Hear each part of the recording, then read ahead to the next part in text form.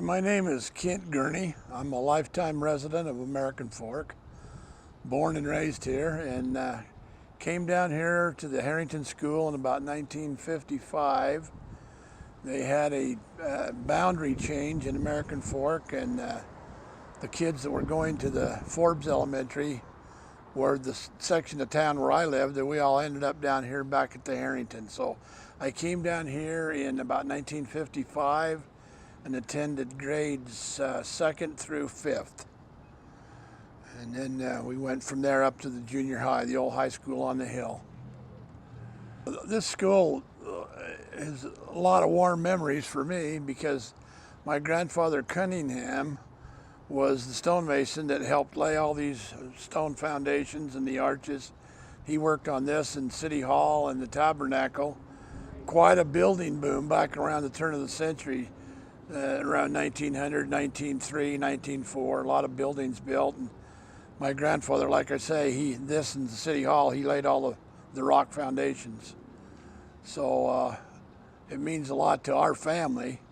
And like I say, it was a fun place. It was a lot of fond memories from the school.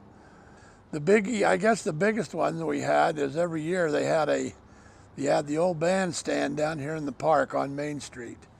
And every year, about the week of Christmas, just before you got out, the high school would come down with the whole band, and they'd go over to the bandstand, and we'd all go from here down, and they'd play Christmas songs, and we'd all sing Christmas carols. And then on the way back up to the school, the old fire station, which was right over here by the bank, back then the fire station was just a 3-car garage. And we'd stop in there and there'd be a big long line. They'd give you a sack full of candy with an orange and peanuts, and it was just something you look forward to the whole year. And then when I was in 5th grade, I had a teacher by the name of Jim Nelson. What a fun guy, but they had the old outdoor theater down here in American Fork.